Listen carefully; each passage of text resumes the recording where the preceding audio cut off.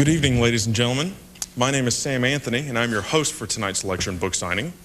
On behalf of the Archivists of the United States, I'd like to welcome you to the National Archives.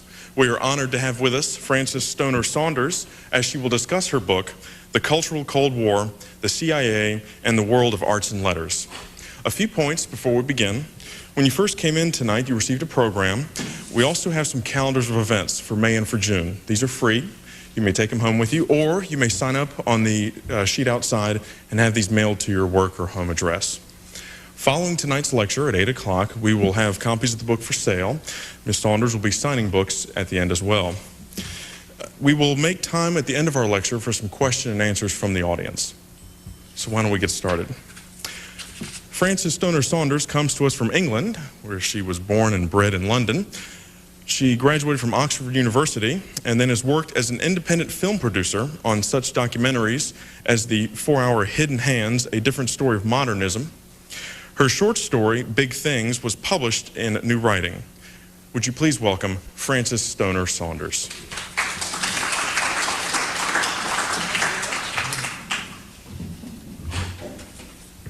Let me start by apologizing for my slightly casual appearance, but American Airlines have one of my bags someplace.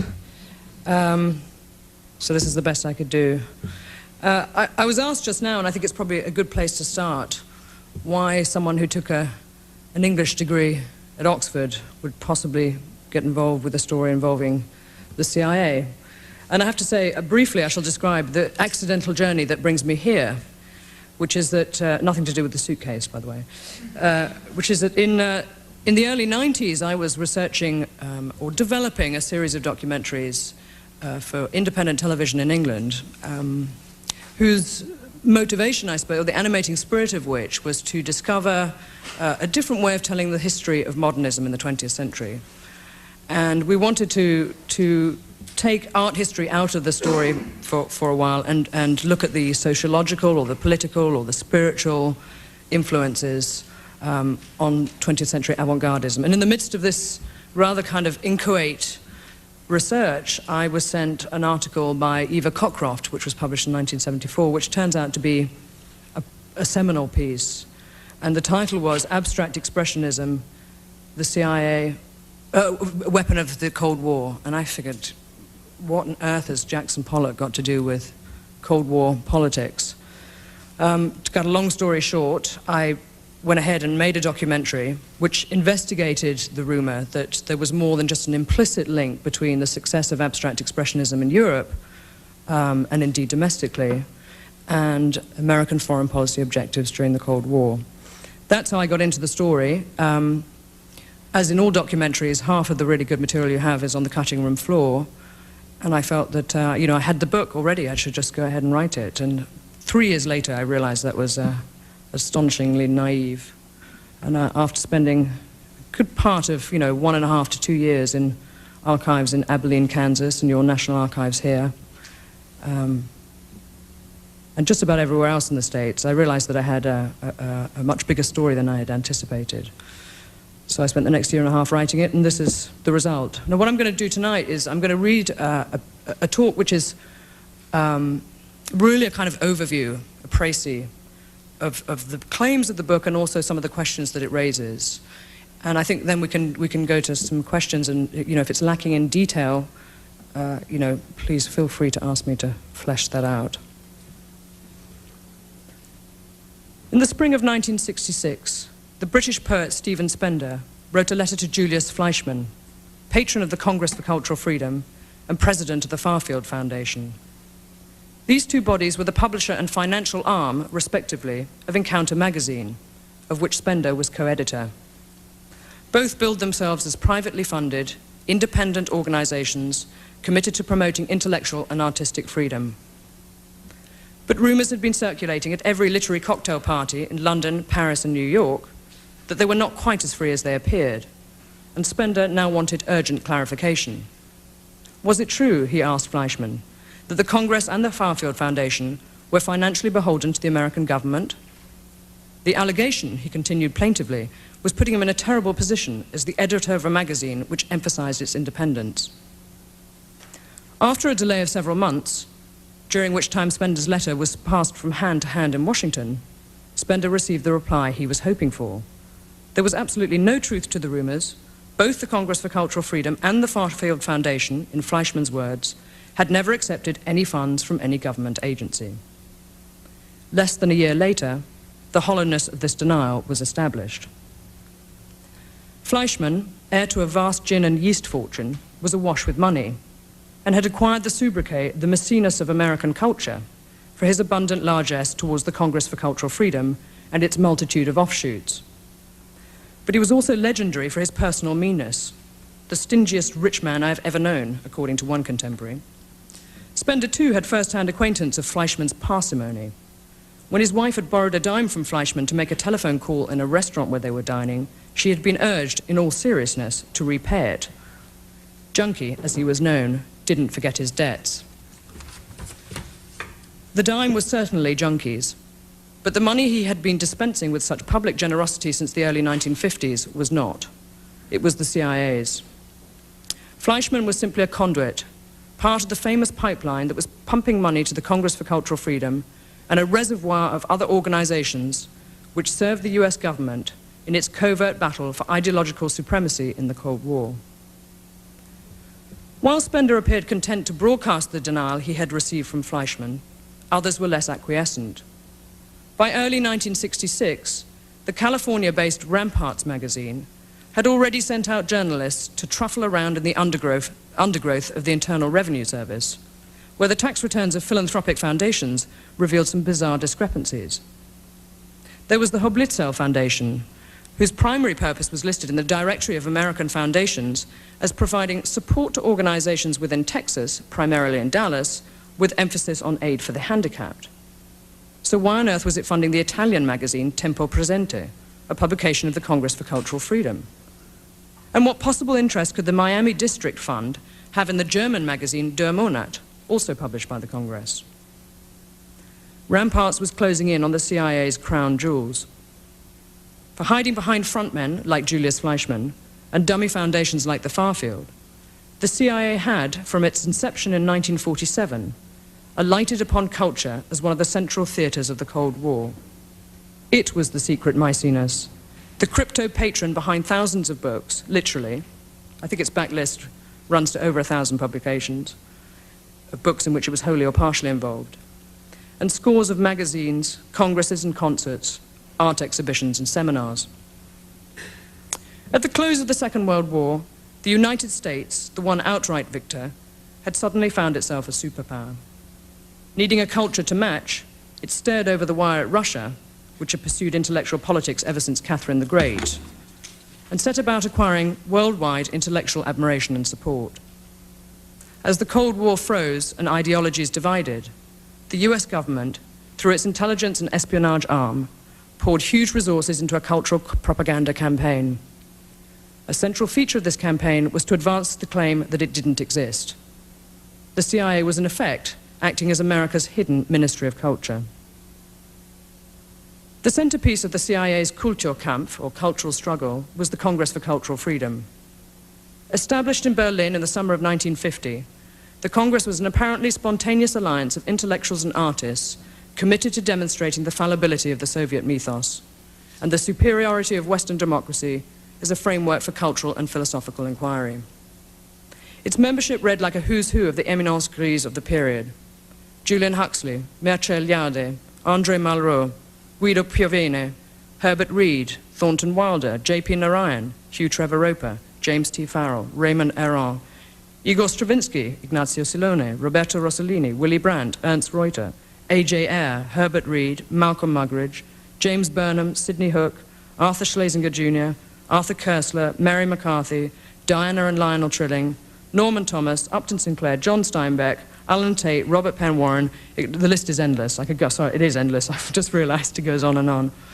It even features Jackson Pollock, though he was probably drunk when he joined. Honorary presidents were Bertrand Russell, Benedetto Croce, John Dewey, Carl Jaspers, Salvador de Madariaga, Jacques Maritain, and Reinhold Niebuhr. Its achievements, not least its duration, were considerable.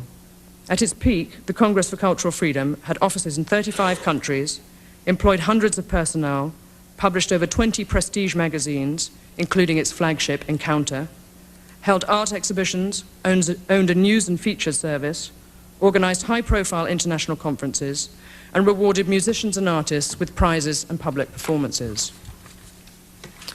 To avoid another list, amongst these were the Boston Symphony Orchestra, Abstract Expressionism, the Mozarteum Akademie Orchester of Salzburg, Tanglewood Music School, International Pen, the Philharmonica Hungarica, the film versions of Animal Farm in 1984, Metropolitan Opera, Berlin Cultural Festival, and many, many other organizations and events were indirectly, and whether they knew it or not, and whether they liked it or not, linked to the Congress for Cultural Freedom or indeed other fronts run by the CIA. This prolific activity made the Congress for Cultural Freedom a compelling feature of Western cultural life. From the platforms of its conferences and seminars, and across the pages of its learned reviews, its members acquired an audience for their views which no other organization, except perhaps for Moscow's Cominform, could deliver. Just as Wright MacDonald so memorably described the Ford Foundation, the Congress for Cultural Freedom was a large body of money, completely surrounded by people who wanted some. For the CIA, the Congress, codenamed QK Opera, was the prize in its propaganda assets inventory, a register of the fronts on which it knew it could rely. Known unofficially as Wisner's Wurlitzer, after Frank Wisner, head of the Office of Policy Coordination, the nickname reveals the agency's perception of how these assets were expected to perform. At the push of a button, Wisner could play any tune he wished to hear across the world. In early 1966, word reached the CIA that Ramparts was pursuing leads to its web of cultural organizations. Richard Helms, Deputy Director for Plans, immediately appointed a special assistant to pull together information on Ramparts, including any evidence of subversion, and to devise proposals for counteraction. By May, Helms was feeding the White House with the inside dope on Ramparts as part of a campaign to smear the magazine, its editors, and contributors. Much of the information supplied by Helms had been produced from trawling through agency records. Additional dirt was supplied courtesy of the FBI. Helms, who was convinced that Ramparts was being used as a vehicle by the Soviets, ordered a full investigation of its financing, but failed to turn up any evidence of foreign involvement. After reading through the Ramparts file, Presidential Assistant Peter Jessup penned a memo with a memorable subject line, "A right cross to the left temple," which read, "In view of Ramparts' dedication to smearing the administration and the murky background of its sponsorship, one might think that some agency of the government would be pursuing the threads involved here." A week later, the magazine Human Events ran a smear under the title, "The Inside Story of Ramparts Magazine." Its journalists were dismissed as snoops, eccentrics, ventriloquists, and bearded new leftniks who had a get-out-of-Vietnam fixation. Signed by one M.M. Morton, quote, "the pen name of an expert on internal security affairs," unquote, the article bore all the hallmarks of a CIA plant. As did a News Weekly piece of the same week, "Who Really Mans the Ramparts?" and an article in the Washington Star, both of which announced serious doubts about the bona fides of Ramparts, which was described as not only a muckraker, but a muckraker with a malevolent motive. The CIA did everything it could to sink Ramparts. Quote, "I had all sorts of dirty tricks to hurt their circulation and financing," Deputy Inspector General Edgar Applewhite later confessed. "The people running Ramparts were vulnerable to blackmail," he said. "We had awful things in mind, some of which we carried off. We were not in the least inhibited by the fact that the CIA had no internal security role in the United States." Amazingly, given the awfulness of the CIA's intentions, Ramparts survived to tell the tale. Just as it feared, it went ahead and published its investigation into the agency's covert operations. The magazine's findings were swiftly picked up in national newspapers, and an orgy of disclosures followed, leading one commentator to conclude that, before very long, every political society, philanthropic trust, college fraternity, and baseball team in America will be identified as a front for the Central Intelligence Agency. At about the same time, a series of articles appeared in the New York Times, exposing a wide range of covert action undertaken by the Dark Angels of American government.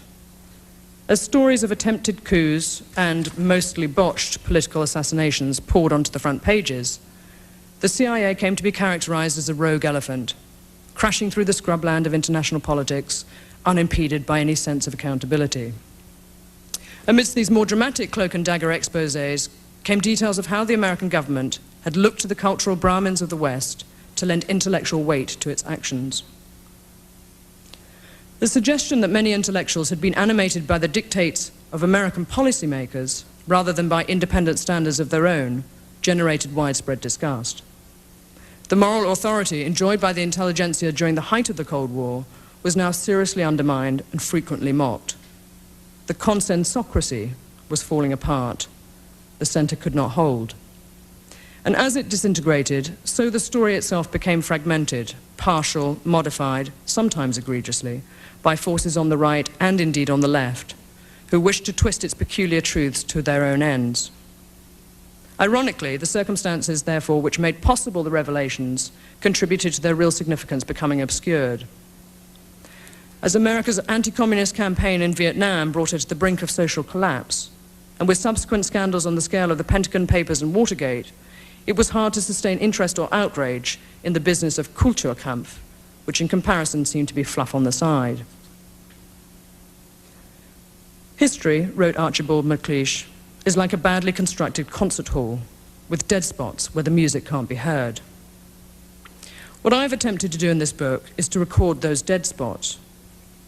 It seems to me that it's the duty of historians to seek a different acoustic, to look for a tune other than that played by the official virtuosi of the period. Gore Vidal, that wonderful charlatan, has described recent American history as a phenomenon where the agreed-upon facts are not as numerous as professional historians like to think, obliging them to fictionalize anew those official fictions that have been agreed upon by altogether too many too interested parties, each with his own 1,000 days in which to set up his own misleading pyramids and obelisks that purport to tell some time. Let's not settle for the agreed-upon facts then, but rather challenge them. This then, in brief, is the story I've tried to piece together by wandering through the misleading pyramids and obelisks. Drawing on an extensive, highly influential network of intelligence personnel, political strategists, the corporate establishment, and the old-school ties of the Ivy League, the incipient CIA started, from 1947, to build a consortium whose double task it was to inoculate the world against the contagion of communism and to ease the passage of American foreign policy interests abroad. The result was a remarkably tight network of people who worked alongside the agency to promote an idea that the world needed a Pax Americana, a new age of enlightenment, and it would be called the American Century. The consortium which the CIA built up, consisting of what Henry Kissinger has described as an aristocracy dedicated to the service of this nation on behalf of principles beyond partisanship, was the hidden weapon in America's Cold War struggle, a weapon which, in the cultural field, had extensive fallout. Whether they liked it or not, whether they knew it or not, there were few writers, poets, artists, historians, scientists, or critics in post-war Europe, and indeed America, whose names were not in some way linked to this covert enterprise. Unchallenged, undetected for 20 years, America's spying establishment operated a sophisticated, substantially endowed cultural front in the West, for the West, in the name of freedom of expression. Defining the Cold War as a battle for men's minds, it stockpiled a vast arsenal of cultural weapons, journals, books, conferences, seminars, art exhibitions, concerts, and awards. Membership of the consortium, which managed all of these activities, included an assorted group of former radicals and leftist intellectuals whose faith in Marxism and communism had been shattered by evidence of Stalinist totalitarianism. Emerging from the pink decade of the 1930s, mourned by Arthur Koestler as an abortive revolution of the spirit, a misfired renaissance, a false dawn of history, their disillusionment was attended by a readiness to join in a new consensus, to affirm a new order which would substitute for the spent forces of the past. The tradition of radical dissenter, where intellectuals took it upon themselves to probe myths, interrogate institutional prerogative, and disturb the complacency of power, was effectively suspended in favor of supporting the American proposition. Endorsed and subsidized by powerful institutions, this non-communist group became as much a cartel in the intellectual life of the West as communism had been a few years earlier, and it included many of the same people. There came a time when apparently life lost the ability to arrange itself, says Charlie Citrine, the narrator of Saul Bellow's Humboldt's Gift. It had to be arranged. Intellectuals took this as their job. From, say, Machiavelli's time to our own, this arranging has been the one great, gorgeous, tantalizing, misleading, disastrous project. A man like Humboldt, inspired, shrewd, nutty, was brimming over with the discovery that the human enterprise, so grand and infinitely varied, had now to be managed by exceptional persons. He was an exceptional person, therefore he was an eligible candidate for power. Well, why not? Like so many Humboldts, those intellectuals who had been betrayed by the false idol of communism now found themselves gazing at the possibility of building a new Weimar, an American Weimar. If the government and its covert action arm, the CIA, was prepared to assist in this project, well, why not? That former left-wingers should have come to be roped together in the same enterprise with the CIA is less implausible than it seems, at least to Europeans. I think maybe Americans are much more familiar with this kind of paradox. There was a genuine community of interest and conviction between the agency and those intellectuals who were hired, even if they didn't know it, to fight the Cold War. The CIA's influence was not always or often reactionary or sinister, wrote Arthur Schlesinger, Jr. In my experience, its leadership was politically enlightened and sophisticated. This view of the CIA as a haven of liberalism acted as a powerful inducement to collaborate with it, or if not this, at least to acquiesce to the myth that it was well motivated. And yet this perception sits uncomfortably with the CIA's reputation as a ruthlessly interventionist and unaccountable instrument of American power. This was, after all, the same organization that masterminded the overthrow of Premier Mossadegh in Iran in 1953, the ousting of the Arbenz government in Guatemala in 1954, the disastrous Bay of Pigs operation in 1961, and the notorious Phoenix program in Vietnam. It spied on tens of thousands of Americans, harassed democratically elected leaders abroad, plotted assassinations, denied these activities to Congress, and in the process elevated the art of lying to new heights. By what strange alchemy, then, did the CIA manage to present itself to high-minded liberals like Arthur Schlesinger, Jr. as the golden vessel of cherished liberalism? The extent to which America's spying establishment extended its reach into the cultural affairs of its Western allies, acting as the unacknowledged facilitator to a broad range of creative activity, positioning intellectuals and their work like chess pieces to be played in the great game, remains one of the Cold War's most provocative legacies. The defense mounted by custodians of the period, which rests on the claim that the CIA's substantial financial investment came with no strings attached, is still largely unchallenged. Amongst intellectual circles in America and Western Europe, there still persists a readiness to accept as true that the CIA was merely interested in extending the possibilities for free and democratic cultural expression. We simply help people to say what they would have said anyway, goes this line. If the beneficiaries of CIA funds were ignorant of the fact, the argument goes, and if their behavior was consequently unmodified, then their independence as critical thinkers could not have been affected. This was exactly the line peddled by Gloria Steinem. Quote, "The CIA's most important impact was that it made us unafraid to go ahead and do what we thought was right," she declared in 1967, when her own cover in the CIA-funded Independent Research Service was blown. "It increased, not diminished, our freedom of action," she added. Gloria Steinem, said William Colby, former director of Central Intelligence,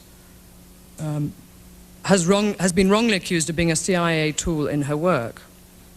The CIA only helped her and others go to foreign political conferences where she presented the kind of independent, spontaneous positions and image that is truly representative of America's freedom. I should say William Colby went on the record with this quite a way back when I interviewed him shortly before he fell headlong into the swirling waters of the Potomac, although I can assure you my interview is in no way related.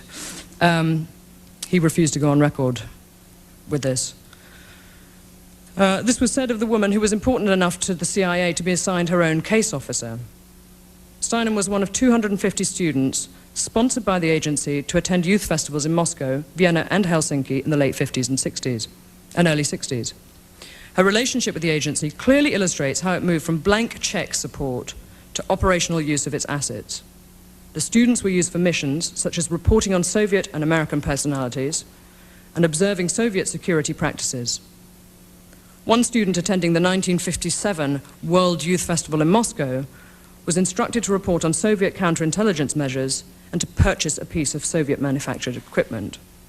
These details, by the way, were released in the Church Committee report of 1976. Such operational use was not limited to students.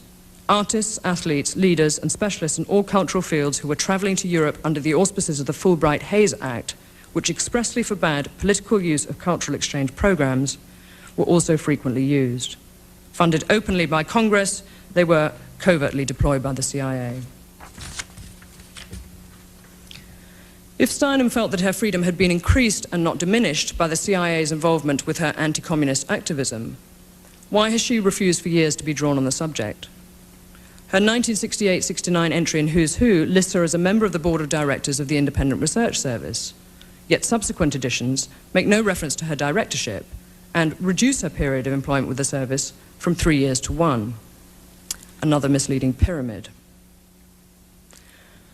Official documents relating to the cultural code.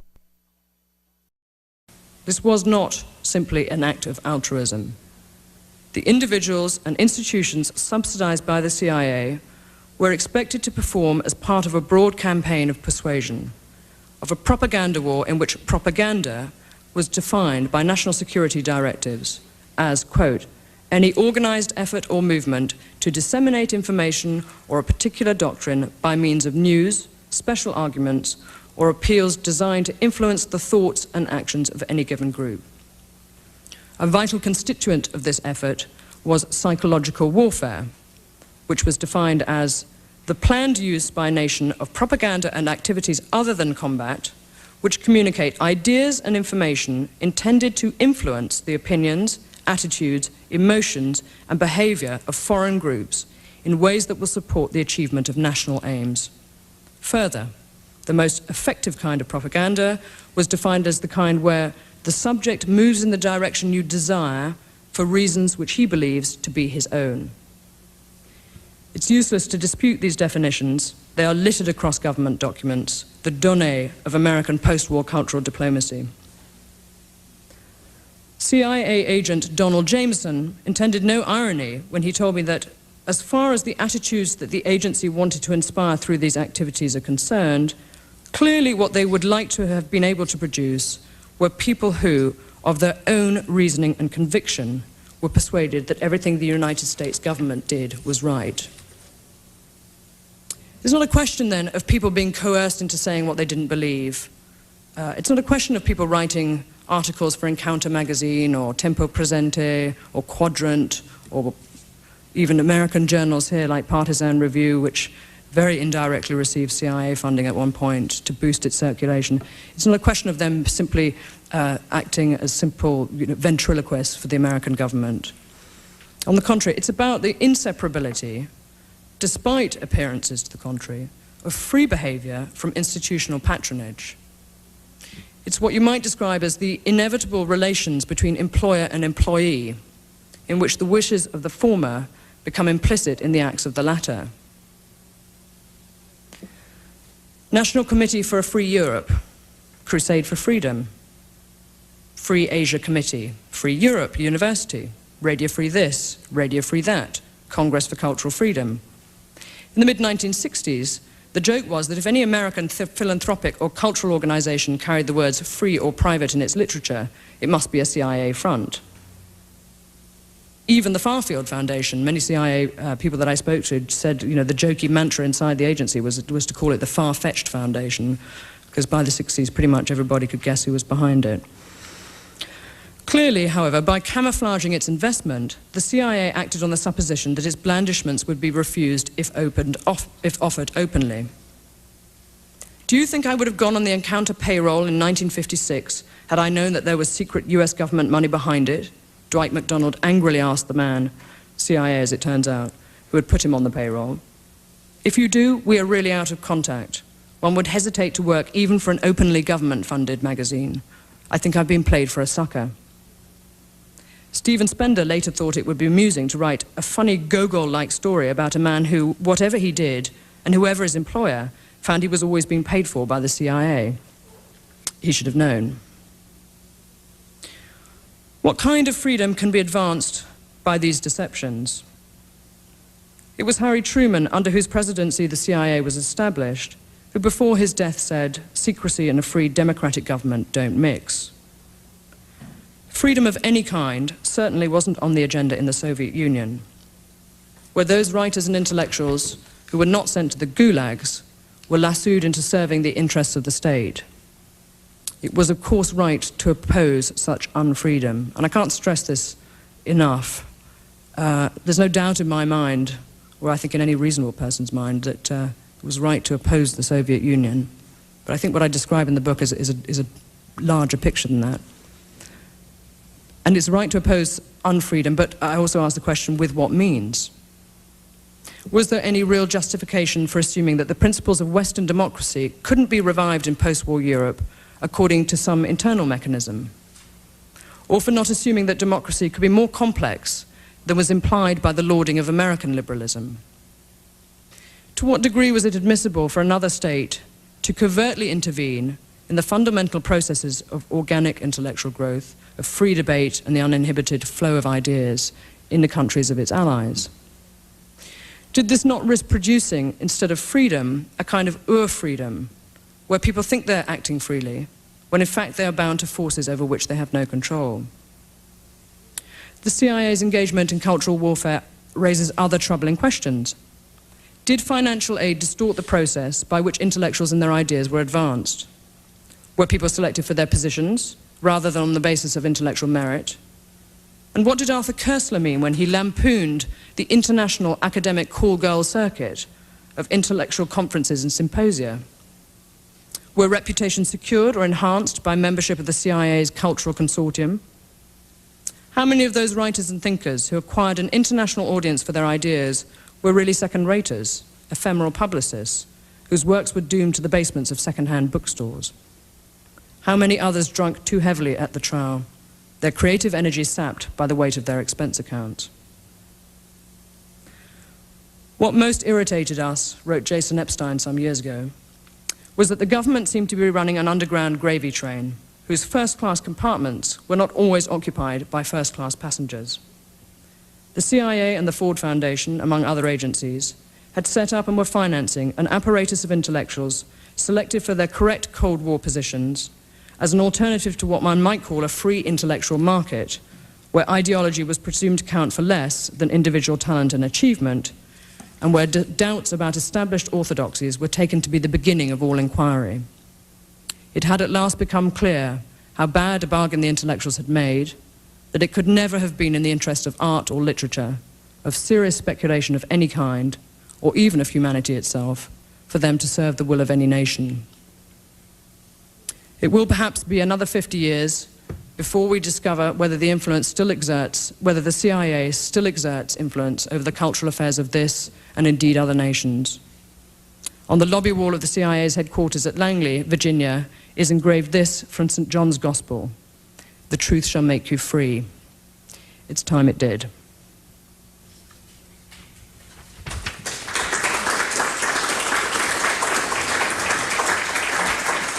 Do we have time for questions from the audience? Yes, sir.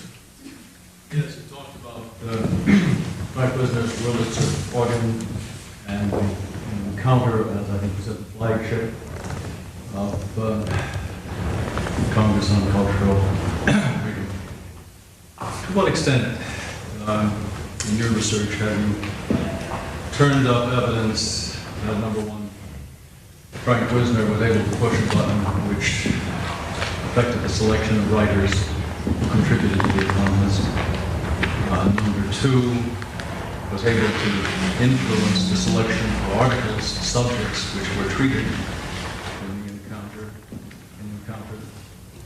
Number three, the degree to which contributors to an encounter were aware of where the money was coming from, and therefore would be in a relationship relevant to your employer-employee metaphor. And 4, the extent to which the CIA actually affected editorial decisions in the magazine. And 5, to what extent did the CIA influence the choice of music on programs performed by the Boston Symphony Orchestra? That was a joke. Well, I'm writing it down, so hang on. Okay, first, did it influence the choice of writers? What was the first one? Selected to write for the magazines? To what extent did the evidence of CIA influence on all of those? Okay, well, when the Congress for Cultural Freedom was set up in 1950, the CIA had a very direct influence on the personnel who were selected to run it. There was a man called Nicholas Nabokov, who was the second candidate put forward to be the sort of the official impresario, if you like. Well, if you'd let me finish, I'll tell you.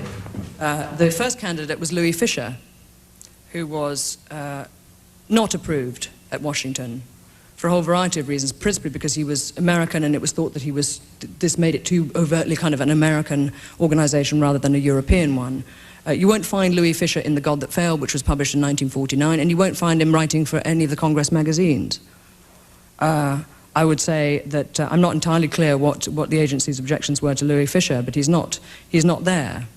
And as an anti-communist, and as a prominent member of the non-communist left, at least in America, one might ask why. But there are papers relating to the choice of candidates for those roles in the early days of the Congress of Cultural Freedom, and the same applies to the editors.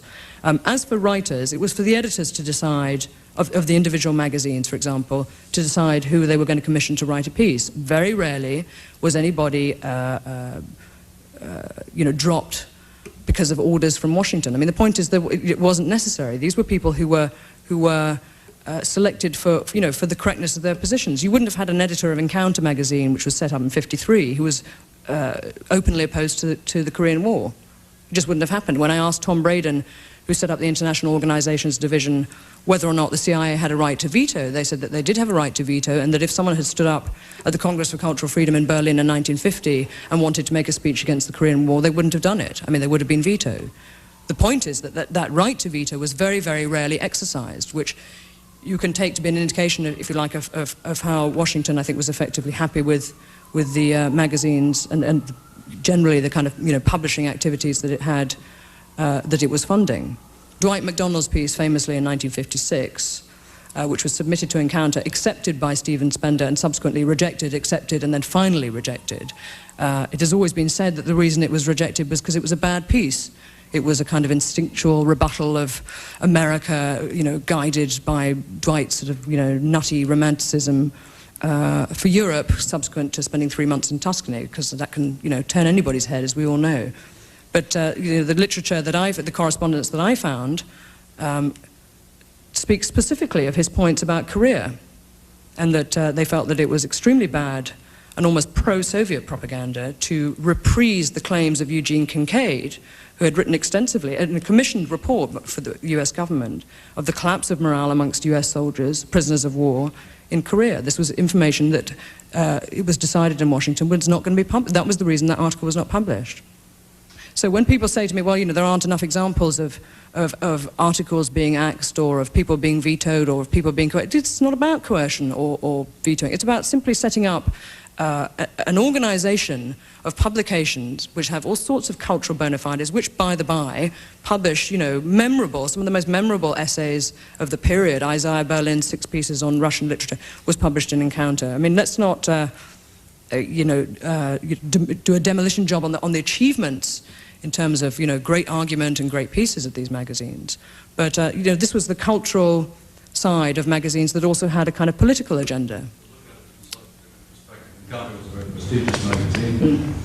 Articles were well written. Writers wanting to make a name for themselves would have wanted to publish in it.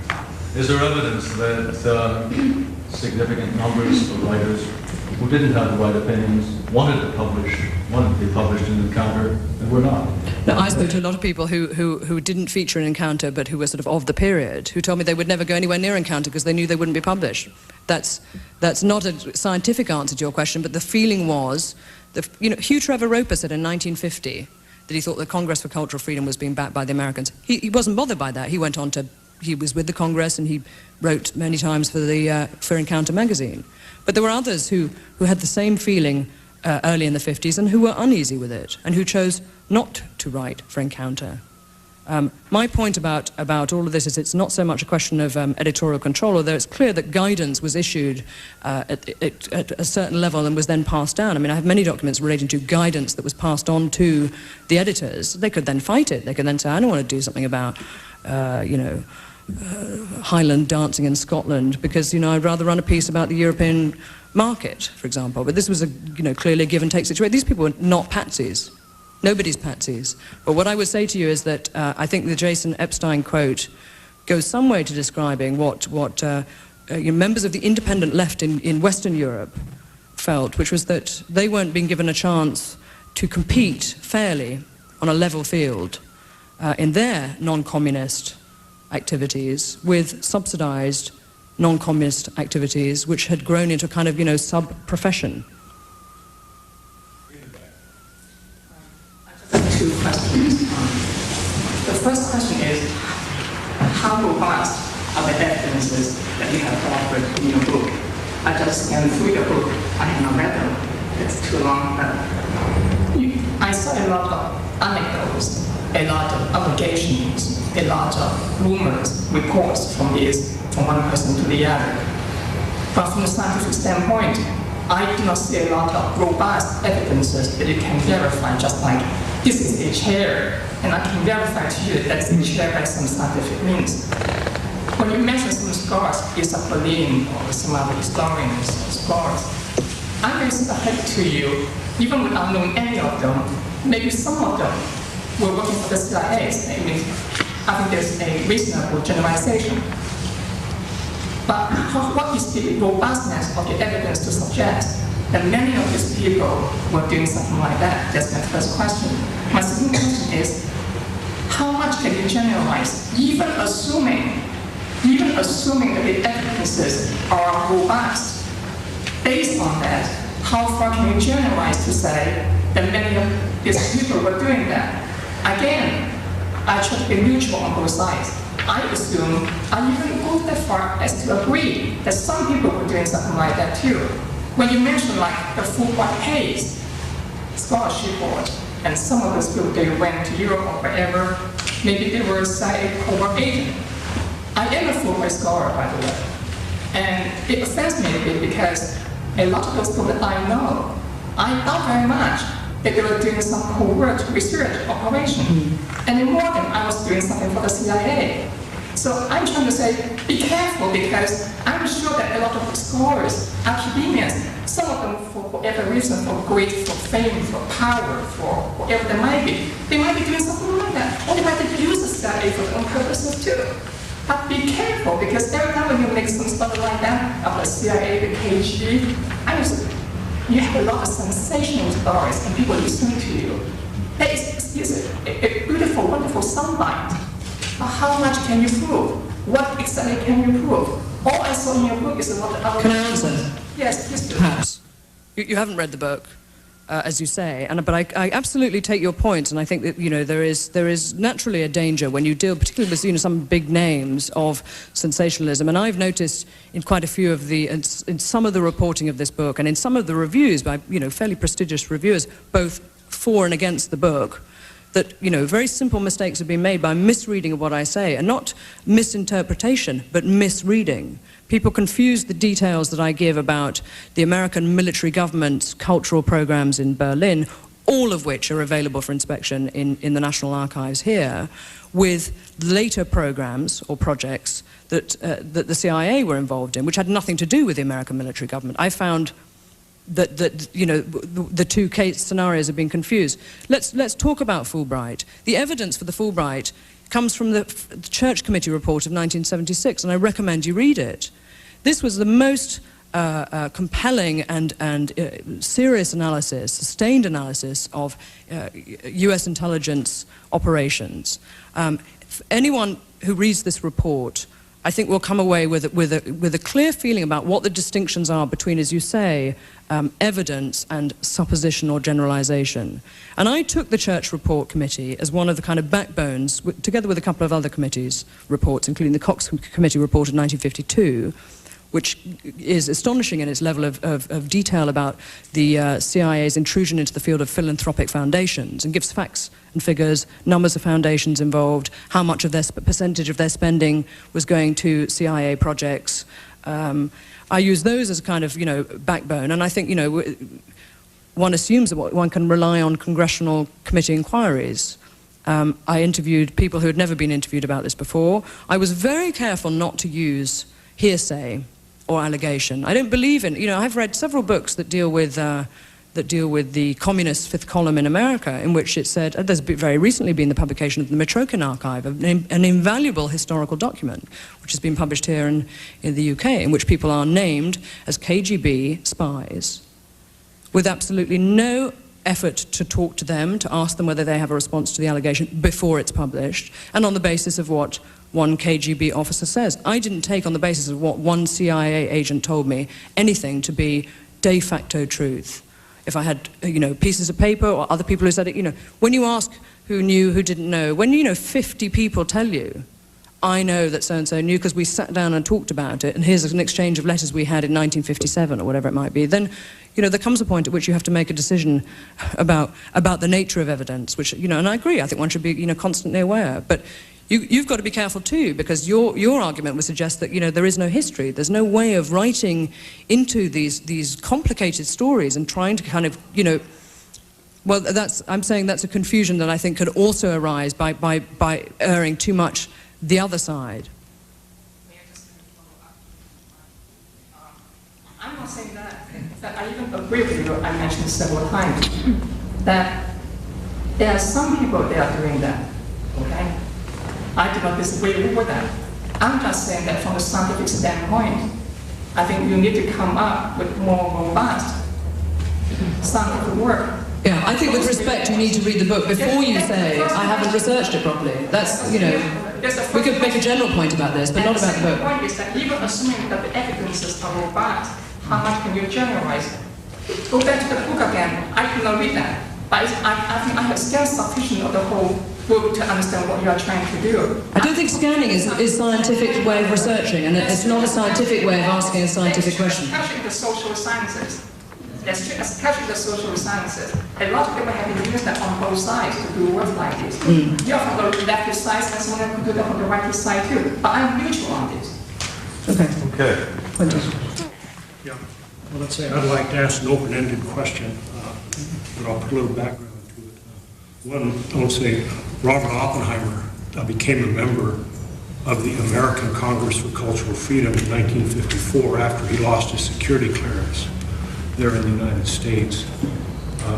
He also, I'll say I know, was involved with Eugene Meyer's wife in setting up the Mount Kisco Conference up in New York for the Congress for Cultural Freedom. And just before Oppenheimer died, he was scheduled to go to Paris. I think he was then being appointed a director, I think, for the Congress for Cultural Freedom, and then he had to decline that because he couldn't attend. Can you comment anything on Robert Oppenheimer's role, I would say, in the Congress and the significance of it, and how it was viewed by other members of the Congress? I think that Oppenheimer's joining in 1954 was certainly viewed by members. He joined the American Committee for Cultural Freedom, and I think it was viewed as a positive thing. I make very clear that the American Committee for Cultural Freedom, despite its really checkered history, because it had appalling divisions, internal divisions, it was really split between kind of hardline anti-communists. There's a famous anecdote, of Diana Trilling standing up at a dinner party and saying, "None of you men are hard enough for me," and they all kind of, with her. But between the hardline communists, anti-communists in the American Committee and the moderates, and this history, if you like, is something that I show through a lot of documentation. Arthur Schlesinger's papers and his own words on this matter are fairly revealing. So I think that Oppenheimer's joining in '54 was seen to be a very positive sign, because it gave an air and real weight to the American Committee for Cultural Freedom's title, which was that it was fighting for cultural freedom. And as Schlesinger himself said, after one particularly nasty episode where the American committee got involved in sort of harassing somebody or trying to get them out of their job, he said, you know, a committee for cultural freedom can never err in being magnanimous. So I think Oppenheimer's joining was certainly significant. In all of the American Committee for Cultural Freedom papers that I researched, and I researched what I understood at the time to be the full collection, which is in the Tammerman Library here in New York, although I'm subsequently told by Daniel Bell that some boxes have been held back.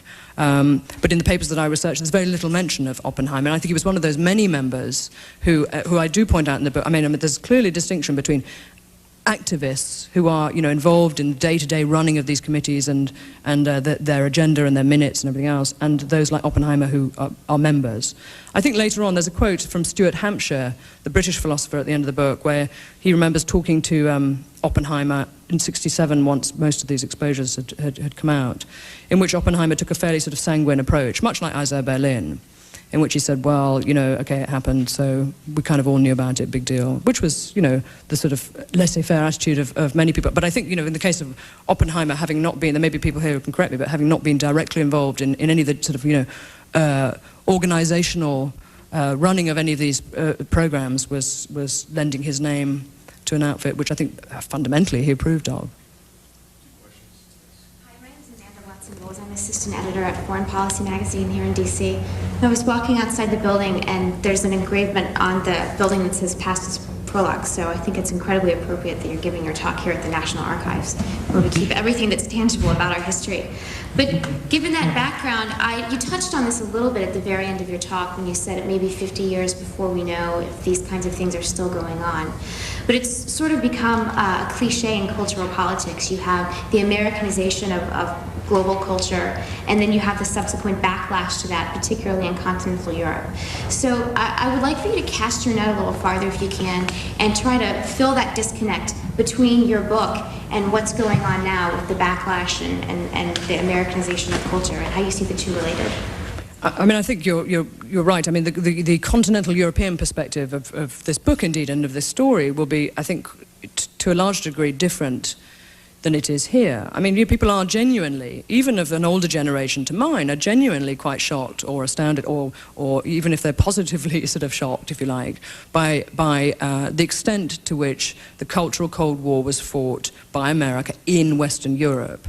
I don't think that this necessarily has contributed to a kind of a backlash or a rise of anti-American feeling. There's always, periodically, it's a kind of extraordinary cyclical thing that there's anti-Americanism, you know, surfaces and then you know, ebbs away in Europe on a cyclical basis. I mean, sometimes you can see it directly related, as in the mid-60s with Vietnam, to specific moments of ideological tension or financial or economic tension.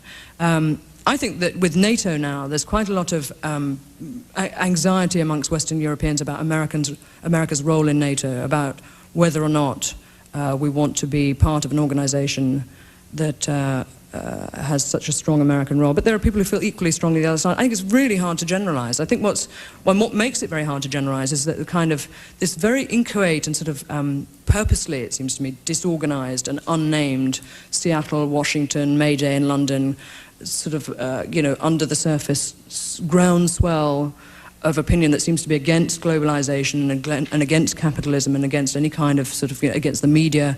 I mean, I think there you're seeing something of the kind of residual anti-Americanism that you know, the new left in Western Europe felt in the 60s and 70s. But I think it's sort of getting beyond left and right, which is probably a good thing. I mean, I really do feel that the ideologies, you know, that locked the 20th century in this kind of, you know, steel embrace do seem to be shattering. What's alarming, of course, is to know, you know, if left and right is no longer, you know, if those sort of rather pious polarities are no longer relevant, what is? And I think that's why, you know, governments are now increasingly worried about these movements, because they don't, you know, it's not the new left, is it? I don't know, you know, it's kind of hard to define. In your book, which actually I'm about 3/4 of the way through. I found it to be an interesting compilation of the facts, and I actually found your evidence convincing.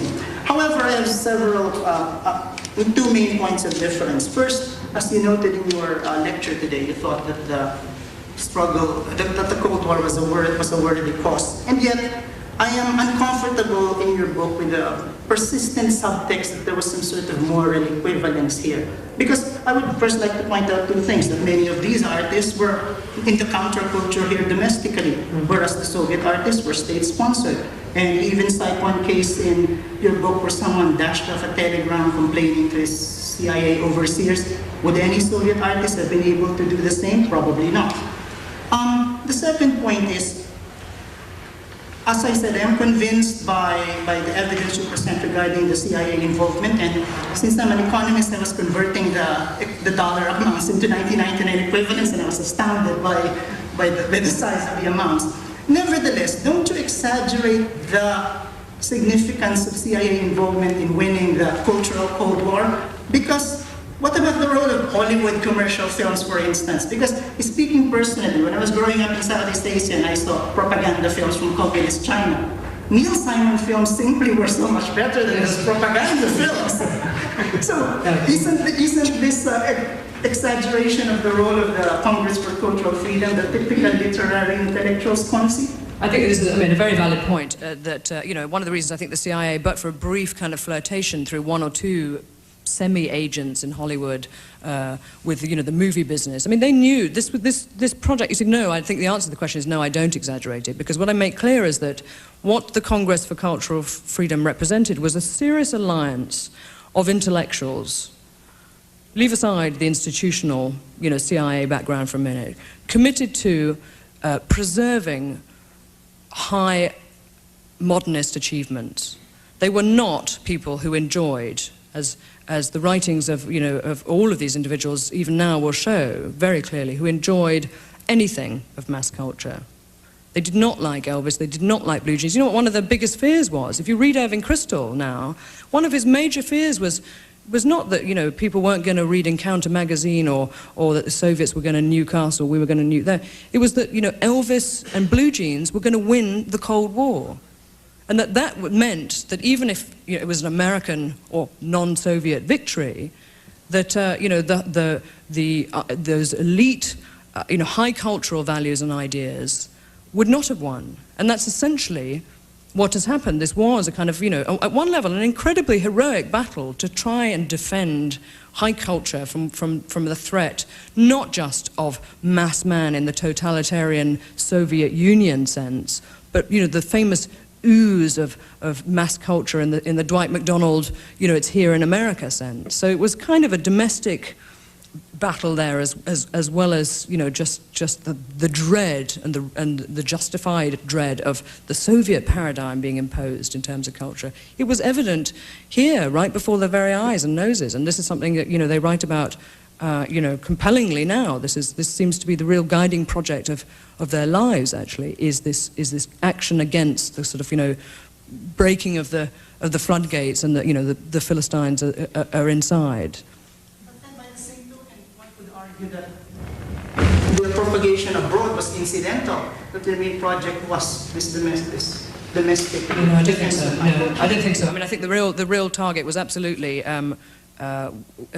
Western European intellectuals who were non-communist, but not necessarily persuaded that they wanted to be pro-American. So there was a distinction there. And there were certainly the neutralists or the waverers, who were at the third, the so-called third way, which emerged, interestingly, out of the European movement, which in itself was heavily backed by the CIA. But it was absolutely about, it was not just about opposing the Soviets. It was about also, creating a groundswell of approval and asserting the merits of, American culture in the post-war era. If you have an enormous imperial burden, which America had, which it had acquired in the aftermath of the Second World War, you need a culture to go with it. I mean, I think that's not, I think it's just instinctive. This is what happens.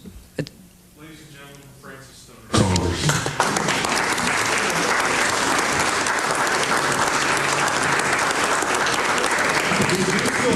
Copies of the book available, and Francis Stonor will be in the back signing copies and also answering more of your questions. Thank you all very much for coming.